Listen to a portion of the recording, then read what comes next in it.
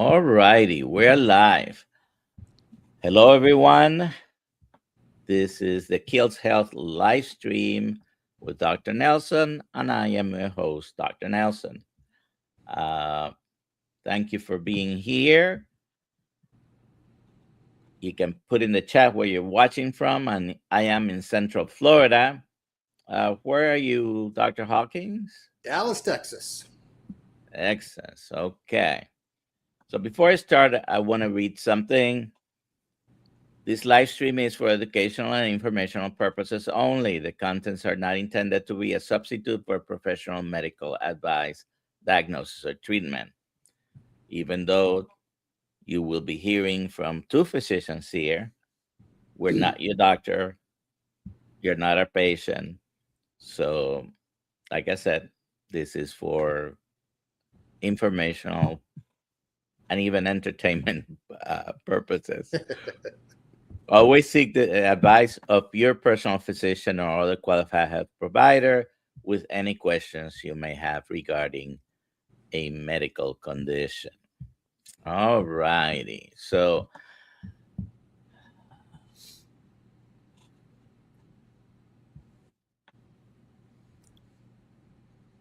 here we go. As a founder of Diabetes Reversal Group, Dr. Jeffrey Hockings leverages 35 years of functional medicine expertise to help patients reverse type 2 diabetes, which is a subject very close to my heart. His patented evidence-based telehealth protocols focus on root cause healing and medication reduction. Discover how he is transforming metabolic health at diabetesreversalgroup.com. Diabetesreversalgroup.com. So, welcome to Kiltz Health, our live stream today. I'm going to give you a chance to tell us who you are, tell us a little bit about you personally.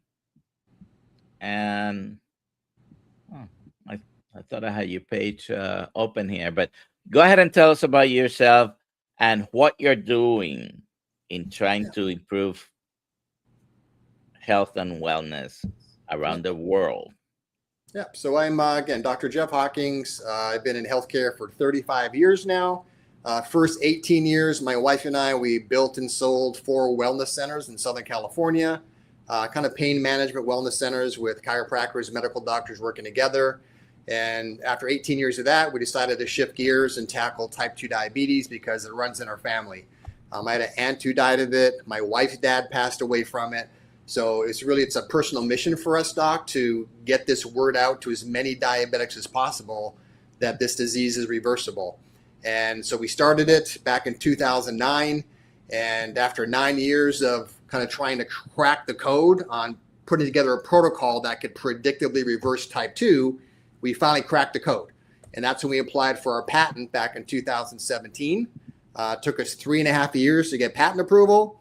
We got that in 2020. So now we have the distinction of having the only patented system in the world that reverses type 2 diabetes. So very, very exciting. We're telemedicine. We expanded into India a couple of weeks ago. We're going into other countries. And now it's just a matter of how do we get this in front of millions and millions of diabetics? Because, you know, there's 38 million diabetics in the U.S. and we have the solution. So pretty exciting time for us. All righty. So please put in the chat if you have any questions for Dr. Hockings or for me. Put it with a QQQ in front if it's possible so I don't miss it. We're in multiple platforms streaming right now. So some of them actually won't show up here, but I'll take a quick look at Instagram whenever I have a chance, because we might have people from Instagram as well. And welcome, Rick. I know you were here early. Noslo, Cheryl Camp, Paul Clark, George Goodenough, Cheryl, North Dakota Carnivore Lands, Bacon Runner, Sandy, hope the baby's doing okay. I mean, Cheryl, and hope the baby's doing okay. Anyways, put your questions in the chat. Let me know where you're watching from. And let's start with an easy one. It's easy, but depending on the metabolic framework you're coming from sometimes. What causes diabetes? Well, in my experience, Doc, it's insulin resistance. And it's an adult onset disease, and it's not a genetic condition. And that's a good news, because that means even if everybody in your family has type 2 diabetes, it's still a reversible condition when you change your lifestyle. And that's the great news, because a lot of physicians, as you know, they're trained to just manage diabetes with meds. And it takes the hope away from a diabetic, where they think they get diagnosed and they got to live with this thing the rest of their life. There's nothing they can do except take a never-ending cocktail of medications to manage it. And now, again, with what we're doing, there's a solution. So that's the exciting thing about what's going on right now, is that there is a solution for this, and there is hope for people that are type 2 diabetic. So I agree with you, and I frequently use the term insulin insensitivity rather than insulin resistance, but that's another a topic for another day. But I agree with you. However, what causes insulin resistance? Yeah, well, again, multiple things. It can be being overweight, eating too many carbs, too many sugars. And because of that, it bombards your system with so much glucose that now your pancreas is just putting out a never-ending supply of high insulin to try and bring that blood sugar down. And that's what can eventually lead to the resistance, where it's almost like an autoimmune disease, where now the insulin can't grab a hold of the glucose and pull it out of the bloodstream into your cells for energy. It gets stuck in the bloodstream, and that's what leads to the blood sugar staying high. So that's kind of what happens. And so now when you reverse that process, start eating better foods, exercising more, taking the right supplements, all of a sudden it can reverse that insulin resistant process. And that's what we see. So as you know, Doc, it's not for type 2 diabetics, it's not an issue with is the pancreas producing enough insulin. It's the body's not utilizing the insulin effectively. And that's the issue. So it's obviously totally different than type 1, where it is an issue where there's not enough insulin being produced. So sometimes we go to the doctor and we start having some abnormal blood tests, and the doctor tells us at some point, oh, you have diabetes. Yep. When do you think the process started? Did it start that week, that month, 10 years, 20 years ago? Depends on the person, Doc. There's really no way of knowing that, right? If you're feeling pretty good, and if someone's getting labs done every single year, which they should as a minimum, right? Get some blood work done. You'll see if there's some high blood sugar, if the A1C is high. So as long as someone's getting blood work done on a regular basis, they're going to catch it pretty quickly. So it's not like it's going to be a 10-year process where they've had it and just didn't know about it for most people. So again, if it gets significant enough, you'll start feeling some symptoms, right? Increased urination, maybe some neuropathy, some blurred vision, et cetera. And so again, so the answer to your question is it depends, right? It's hard to kind of judge. When someone gets diagnosed, it's very hard to tell, like, hey, did they have this for a year? Was it 3 weeks? Was it 6 months? Was it 10 years?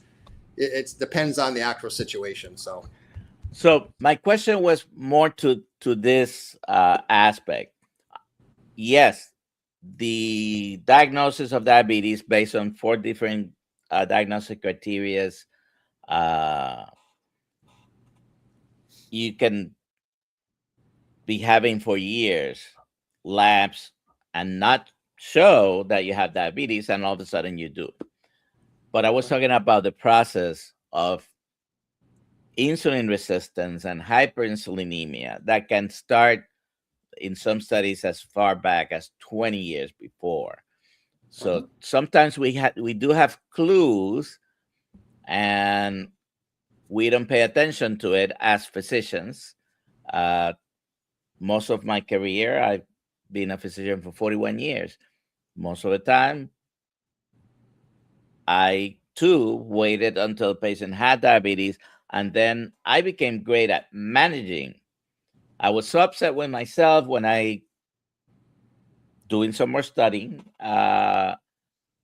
realized, okay, wait a second, I could have reversed at least half or three quarters or more of my patients with diabetes.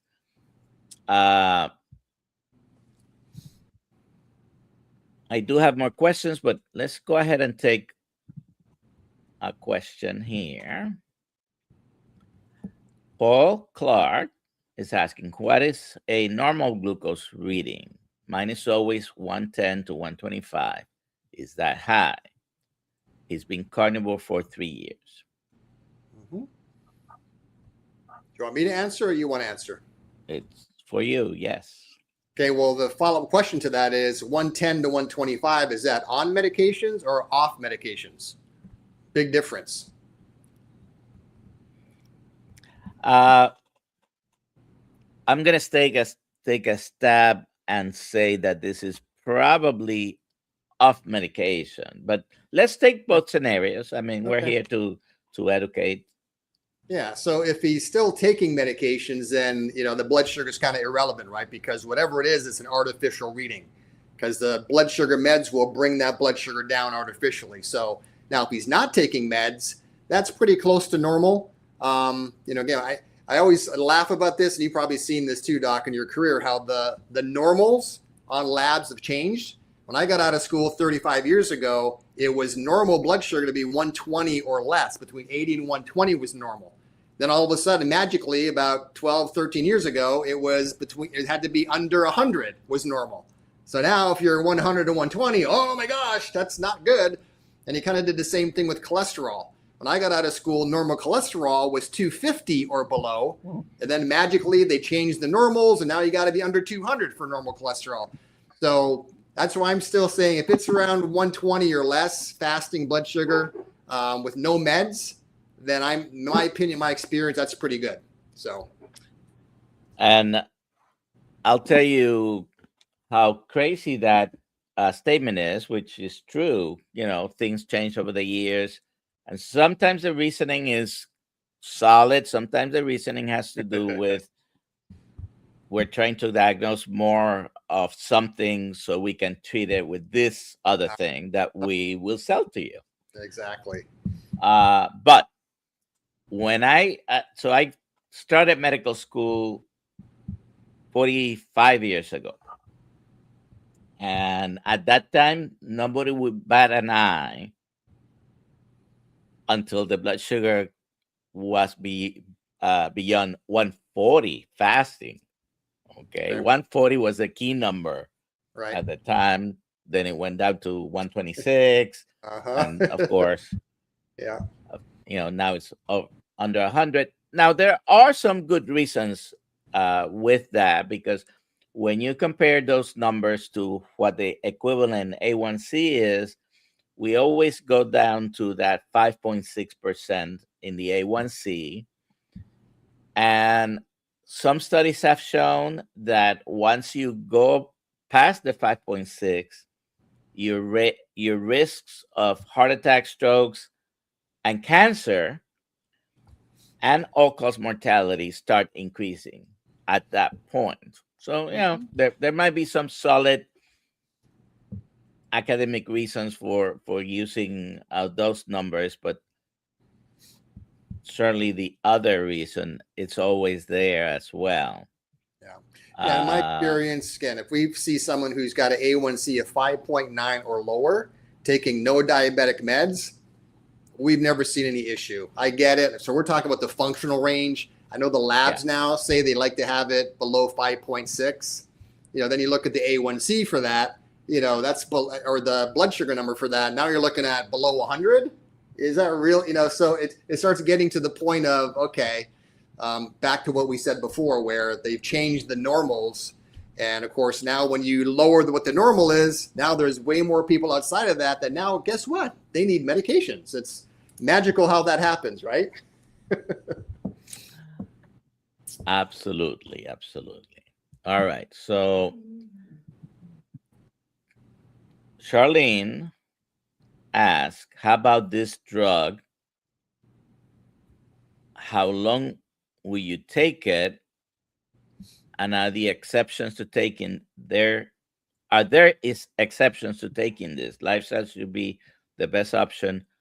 Why should someone take a drug for this? I don't know what drug you're asking for, but let's just generalize it. If you're taking anything for diabetes, how long should you take it? Are there exceptions? And is lifestyle the best option? And why should someone take a drug for this? Yeah. So again, in my opinion, I think there's zero reason that someone who's a type 2 diabetic should ever have to take a diabetic med if they're willing to change your lifestyle. So that's the disclaimer, right? If you're not going to do a program like ours or like you teach, Doc, then it's a good thing the diabetic meds are there, because they need to take those to keep that blood sugar in that normal kind of healthy range. But just because I said that, that doesn't mean that you have to keep taking them, because there is an option. So that's what I want to make sure people understand, is that you can change your lifestyle to the point where your doctor will be able to wean you off your diabetic meds, but you have to be willing to follow the right program. So we're not saying, hey, just go throw all your diabetic meds in the trash. It's only if you start, the blood sugar starts gradually coming down, and then your physician can start gradually weaning you off your diabetic meds when there's objective evidence saying that it's okay to do that. Like if your blood sugar is 160, they're not going to reduce one of your meds. It gets down to 100, yeah, they can cut one of your meds. So that's what we have to make sure happens. Yeah. And again, you need to always be working with your provider when you're decreasing medications. 100%. This is a potentially serious condition. I say it is serious because if you continue with high blood sugars, your chances of multiple catastrophic events, strokes or heart attacks being some of them, some other that show up later, that renal failure, circulatory problems, amputations, retinopathy, and things like that is going to continue to increase. The answer, medicines will be necessary as a temporary stopgap, is what I would say. You need to change your lifestyle, and this is what we're talking about today, but certainly work with your provider. So if you're on medication, someone's prescribing them to you. Now, you might want to work with someone who's willing to work with you in reversing your diabetes. And I thought I was going to present this later, but let's bring this up now because this is based on a study. Let me take this out. And rapid and profound results. And this is what I have seen. I didn't ask you before we were backstage talking, but I'm sure you've seen similar situations where for based 16 on this years, particular, yeah. I'm sorry? Yeah, we've seen these results with our patients for 16 years. That's what we do. Yeah. So, Yeah. So 95% in that particular study of insulin users either reduced or eliminated usage completely. 100% of sulfonylureas discontinued them. A1C went from 8.9 to 5.6. You were uncontrolled diabetes. 3 months later, you can be completely normal. You don't have diabetes anymore. Because the diagnosis of diabetes is basically elevated blood sugar. And there are 4 different criteria, diagnostic criteria, but they all end up in the same place. If your blood sugars are this high or remain this high, you have diabetes. And you can reverse diabetes in as little as 3 months. Does it happen for everyone after 3 months? Probably not. But anyways, and then your triglycerides go down, your HDL goes up, and all those are good things. And someone just asked a pertinent question because I'm mentioning triglycerides and HDL. So let's take that. Let's remove this.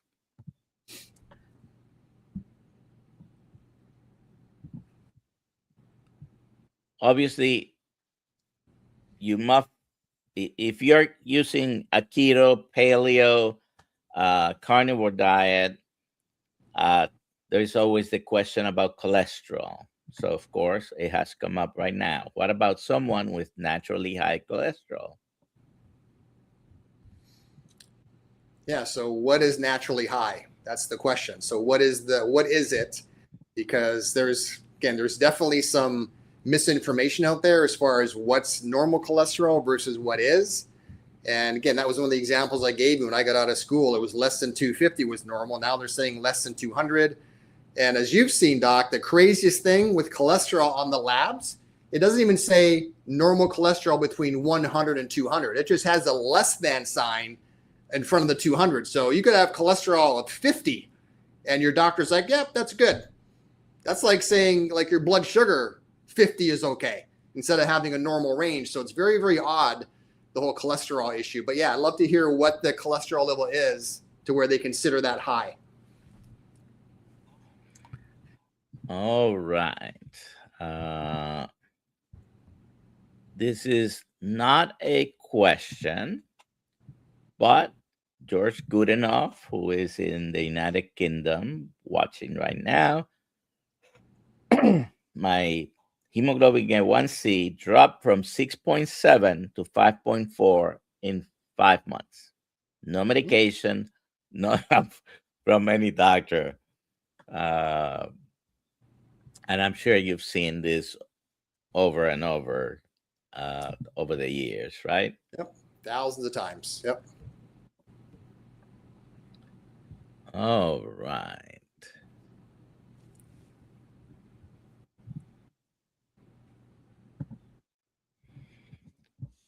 Cookie Carter, does time restricting eating helps to lower blood sugar on a low carb diet? Yeah. So again, it's like a low carb diet is good. You got to watch what kind of carbs too, because there's different ones, right? You get carbs from fruits and vegetables. Those are better carbs than grains from like pasta, rice, cereal, potatoes, pizza, chips, all of that. So that's what I see as far as that's why what I eat myself is more of a paleo, combination of paleo plus carnivore. And I do intermittent fasting myself every day. So last meal is about 6 o'clock at night. I don't eat again until noon. So I just have lunch and I have dinner and that's all I have. Again, I'm 61 years old. My labs are normal, take no medications. And so again, very little of the bad carbs do I have in my diet. I do have some fruits and vegetables, but it's mainly protein is what I'll have as far as the majority of what I eat per day. So you do time restricted eating. After 6, you don't eat, and you don't eat until 12 the next day? Yeah, till noon, yeah. So you're doing 16-8 kind of protocol. Okay. Yep. Again, that works for me, but I've tried a bunch of different things, and that just seems to work for me. I keep the same weight, been the same weight for about 12 years now. I'm about 6'2", 210. Again, work out 5 days a week. Labs are normal, no meds. I'm 61. And so I've kind of found my sweet spot that works really well for me. But yeah, so I don't think you need to be eating breakfast, lunch, dinner, and you're satisfied. Again, everyone's kind of different with that. You got to kind of play around with it, but that's what works for me as a 61-year-old man that's very active.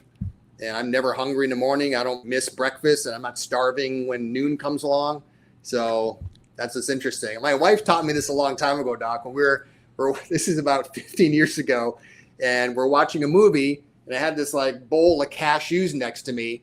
And so instead of popcorn, I would eat cashews, right? That was my go-to snack. And after about 10 minutes, she saw me like eating it like it was popcorn, and she kind of elbowed me and said, "Are you even hungry anymore?" And I'm like, I thought about it. I'm like, no, I'm not hungry. So it was really kind of an eye-opener, like, we can stuff food down way past our satiation point. So what I tell our patients is whenever you're eating anything, eat half your plate, push it away, and just sit back for 5 minutes, have a conversation with whatever, read a book, and then just ask yourself, am I even hungry anymore? And for most people, they're going to say, no, I'm not hungry. So stop eating. Like, just because you can eat the rest of the meal doesn't mean you should, right? So that's one of the interesting thing that I learned a long time ago, that the satiation point, we can eat way past that very easily. And sometimes your brain doesn't kick in like I'm full until you're really stuffed. And that's way past the point of satiation. So do you know who taught me about leptin resistance?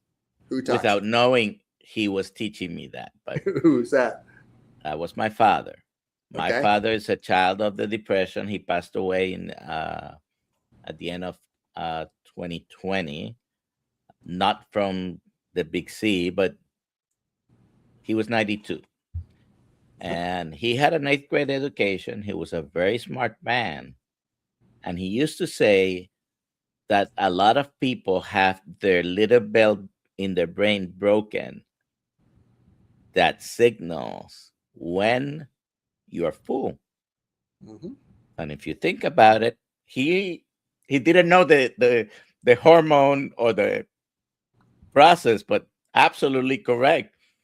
Yep. We don't, either the system is a little broken or we don't pay attention to it. Correct. Because Yep. there is a point where if you do what you suggest, stop for a moment and think, are you hungry?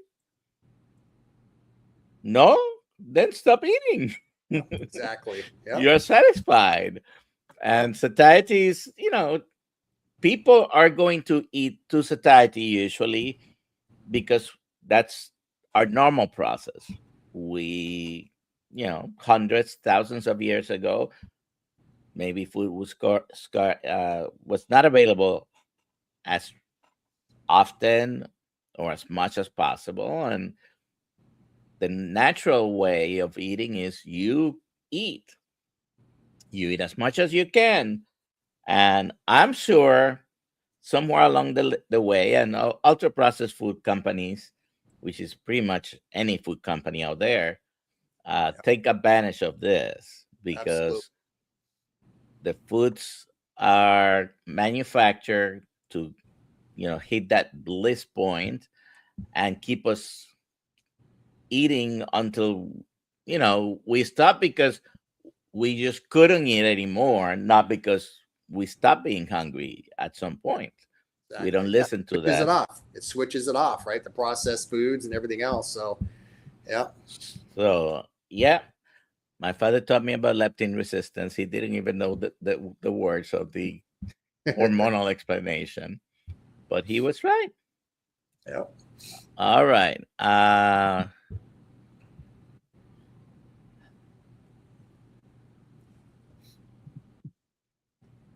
So someone's asking about triglycerides and the HDL. Oh, I took it out. There we go. Want to answer this question? What do you think about cholesterol, triglycerides, HDL, LDL, and all this? Yeah. As far as a percentage dividend on that, I'm not an expert on that math. Obviously, triglycerides should be below 100. HDL should be higher than the LDLs. If you can get like a 60, 70, 80 HDL, that's pretty good. But the cool thing is, though, when you eat the proper foods, these numbers normalize on their own without any medical intervention necessary. You'll have high HDLs, low LDLs. Your triglycerides will be low. Blood sugar will be low. All that's going to happen automatically because they're all connected, as you know, Doc. So it makes it very easy to eat the right way. All of it gets normalized. You don't have to say, I'm going to eat like this just to target my triglycerides. You don't have to do that. There's a way to do it where overall wellness is overall wellness. And, if you have low A1C, low blood sugar, it's pretty hard to have a high triglycerides. Almost impossible triglycerides. Yeah. Yeah, see what I'm saying? So, and typically it's related to, it's hard to have a low HDL when your blood sugar is normal. So it's all connected. It's good to see the markers. But yeah, it's amazing how people, they overcomplicate this. And that's kind of a problem I've seen in the whole functional medicine space. Even functional medicine doctors can way overcomplicate this. We're going to do hair analysis and saliva testing and stool analysis and scratch testing and all these different things. and come back and say, oh, based on that, you need these 22 different supplements, to try and address Which I all can these provide things. for you. Exactly, right? And oh, by the way, it's going to cost you $1,000 a month, but it's okay, right? It's better than medications. I've seen that so much. So that's what we've spent a lot of time our first 9 years, Doc, of kind of simplifying it down to where, hey, what is a program that's good for literally 95% of type 2 diabetics without overcomplicating it, needing to get $3,000 worth of lab tests to figure it all out? It's a lot simpler than a lot of people want to admit. And I'm one of the first ones to say that, because a lot of people in the functional medicine space, they like making it complicated because then they can charge more for it. Now, whether I should say that or not, I'm just going to let it out there, right? Because I've seen that happen a lot, where they just make it so complicated that then patients become confused. And it's really not that That's why I said, if you eat the right things like we're talking about, your labs start to normalize. Everything gets handled at the same time, which is really nice. So you mentioned some numbers, and I want to, with those numbers, answer this question, because if you're going to the doctor, if they're doing labs, and you see the triglycerides and the HDL, it's a poor man's way of measuring insulin resistance. It's not perfect. It doesn't do 100%.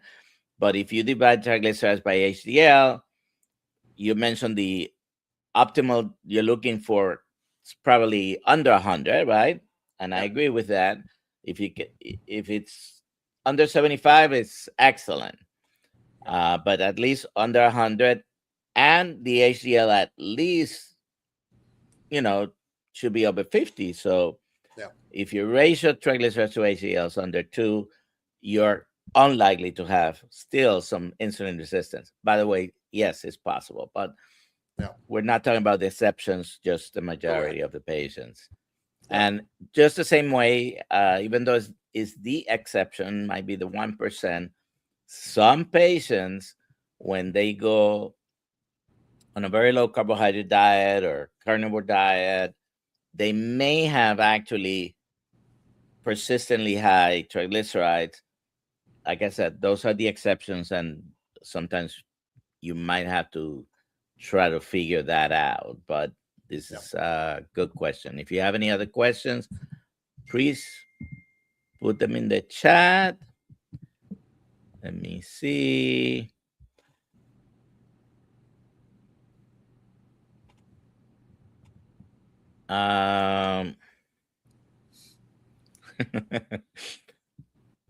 This is a comment, but it's pertinent.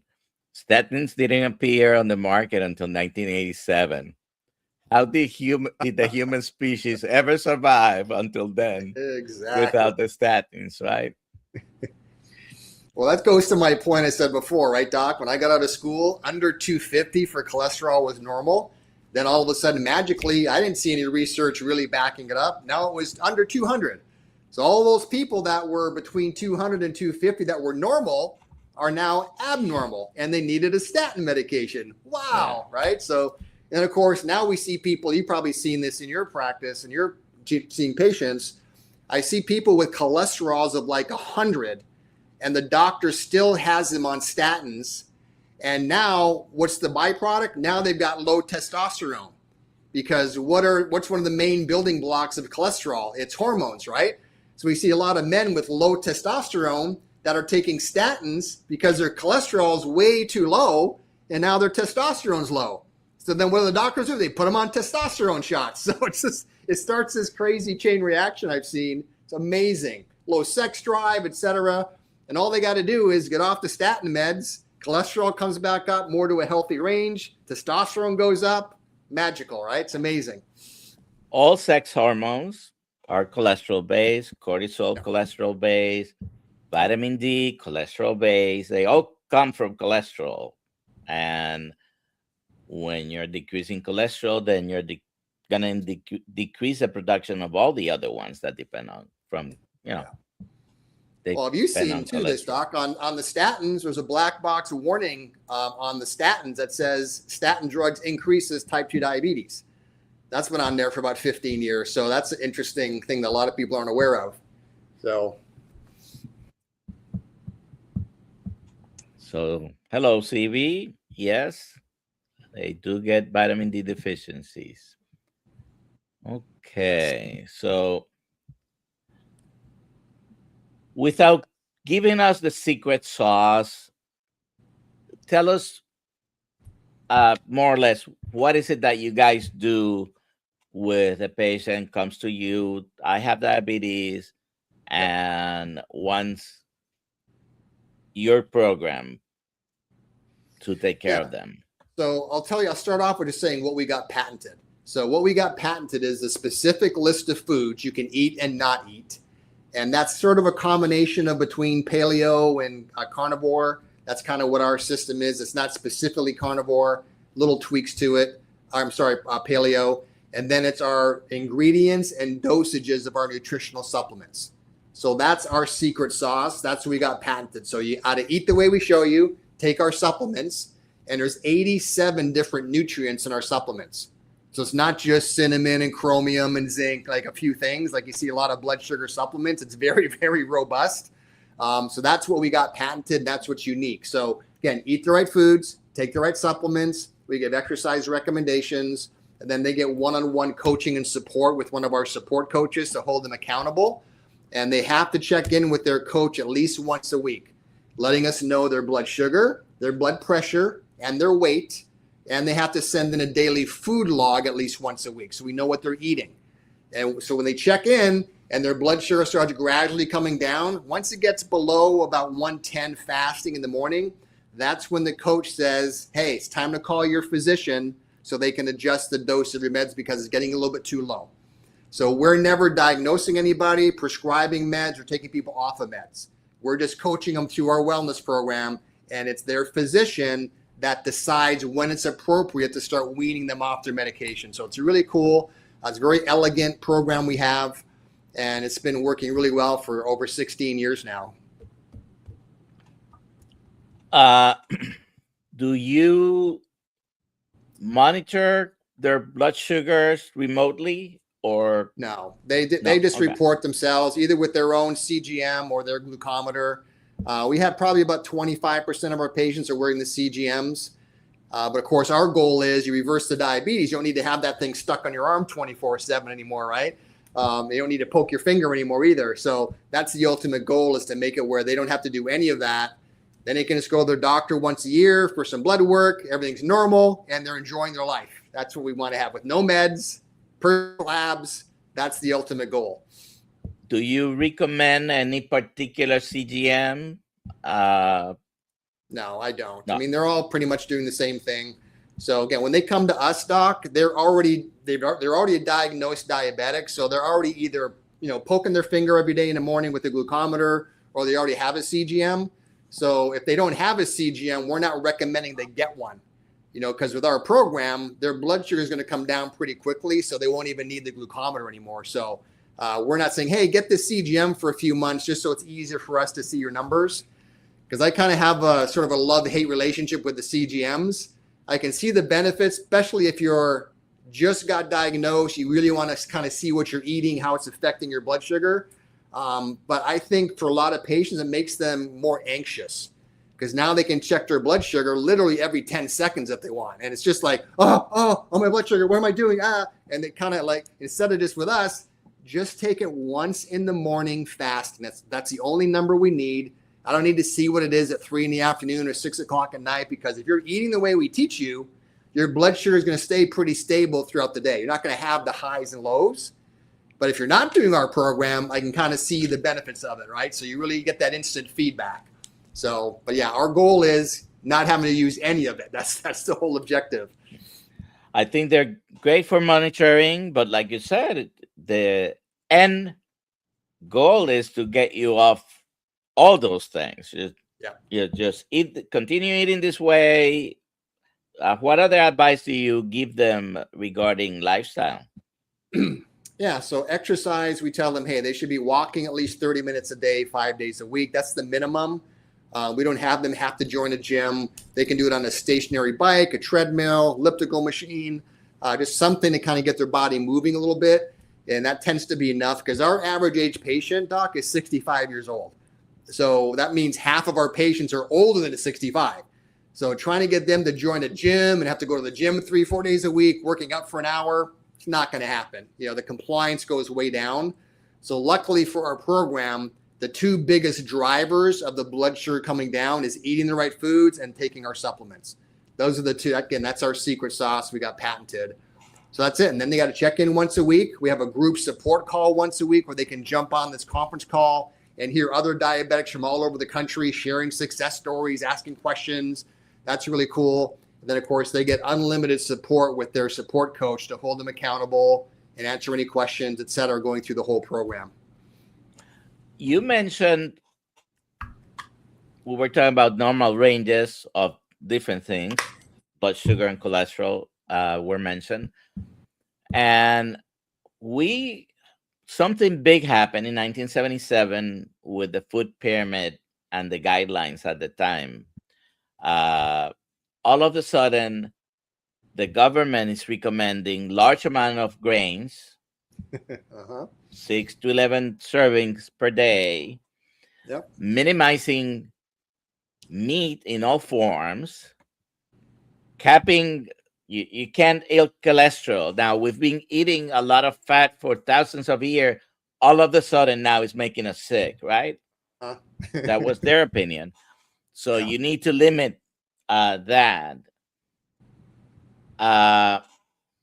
What do you think about the new guidelines, the upside down pyramid, and Yeah, I mean, I think it's better. I'll just say that I think it's better than what it was, but it's still, I think we're both on the same page. More of a combination of keto, paleo, carnivore is more the better way to go for overall benefits. That's what I've seen in my career. So I still think it's a little bit too heavily weighted in the grains and everything else, and a little bit too much in the dairy. But I like it that, there's less sugar in processed foods. Okay. But yeah, I still think it needs some work, but I think it's better than what it was. So that's as far as I'll say. Well, I think it's an improvement. It's a step forward, and I'd rather stay in the Upper West Side of the new upside down pyramid. Yeah. But they capped the saturated fat still at 10%. There were people in the committee trying to remove that, but some interests still won. And I don't think saturated fat is the problem. It is the sugar. Yeah, I agree. All right. So you mentioned you eat twice a day. You restrict the time eating window.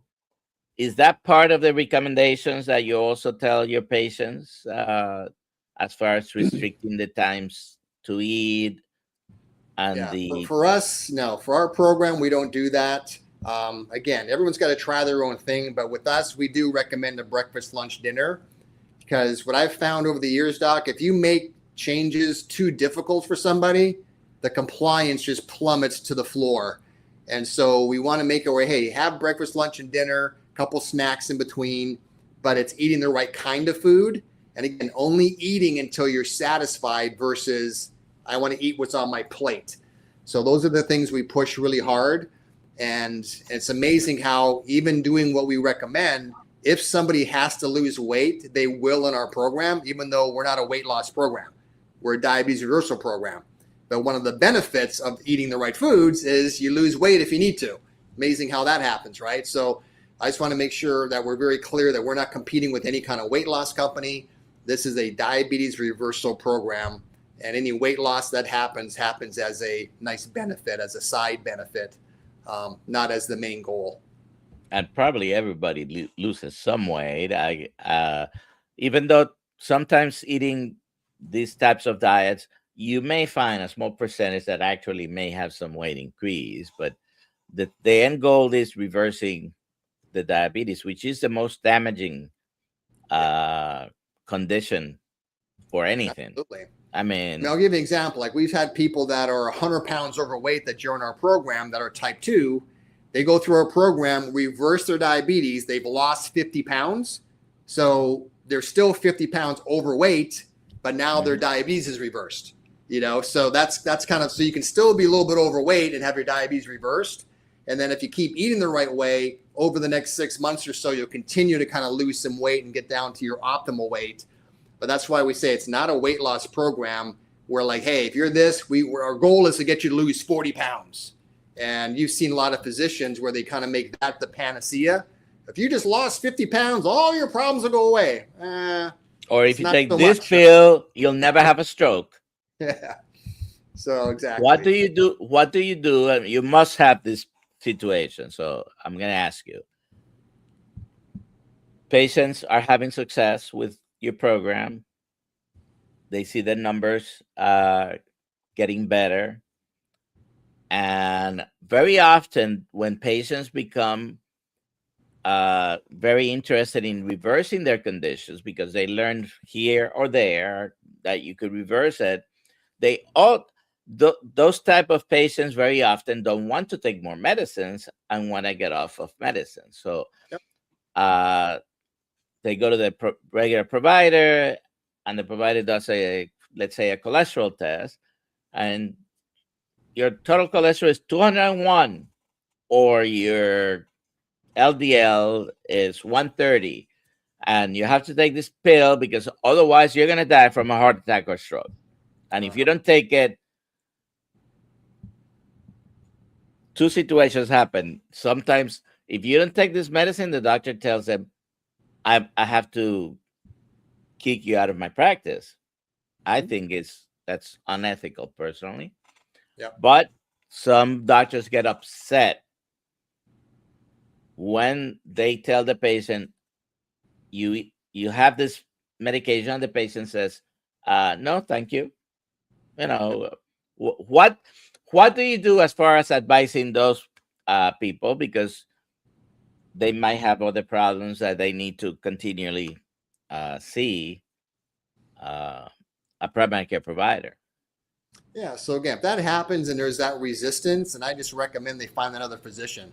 Find one that's got some training in functional medicine, that understands what your goal is. And, in that situation, they might say, hey, you know what? You're kind of on the borderline, but I'm with you. Let's kind of make some more changes in what your lifestyle. Let's come back in a couple months, see what your labs are. If it's improved, great. If it's gotten worse, then we can have a conversation about putting you on some meds temporarily. But that should be the conversation. But if their current physician isn't willing to play ball, then it's time to, again, your doctor is your employee. It's not the other way around. So you can fire your doctor and go find somebody else anytime. And I think a lot of patients don't feel empowered enough to do that. Oh, my doctor says. They have to reverse that paradigm. And especially if they're looking at doing a program like ours or yours, they need to find a doctor who's, on board with that. Hey, I appreciate what you're doing. I respect it. I'm here for you. When your numbers start coming down, I'm more than willing to reduce your meds. That's what kind of doctor you want to have. Not someone who gives you the ultimatum like, hey, if you don't do this, then I'm going to fire you. Like, no. I'm going to fire you. So. The patient is always in command, but some patients don't even know that. Correct. Don't even feel that they can. There have been plenty of times where I may have suggested a medication for something and the patient didn't want it. Okay. It's their decision. It's not mine. Exactly. So forcing them to do something, if you don't do it, I'm going to get rid of you. I think that's unethical, because my job is to help them get better and fulfill their goals. Now, I may disagree with the patient's decision, but if they want to do it one way or the other, it's their prerogative, I think. Hey, they just advise and that's give them consulting, and it's up to the patient to decide what to do. And again, same with us. Like, my goal is let every diabetic in the world know about our program. So at least it's there. Now, whether you decide to do it or not is up to you. But at least I want them to know, hey, there is a way I can reverse this if I choose to. instead of like 95% of diabetics have no clue that type 2 diabetes is reversible. Like no clue. That's one of the biggest things that we hear when people join our program is like, how come my doctor never told me about this? It's because, again, like we talked about, they just weren't trained that it is reversible. So that's what perpetuates this, is that patients don't even know. So let's give them the choice. If you want to take the meds, good. You don't want to take the meds, good. Your choice. But here's both options. That's kind of what we want to share with people. So I think one of the major problems, unfortunately, is also the advice of entities like the American Diabetes Association, which, by the way, until a few years ago, where they inserted a little statement about low carbohydrate diets, but they still to this day emphasize half your calories come from carbohydrates. Just cover it with your medication, cover it with insulin, and you'll be fine. What do you think about that?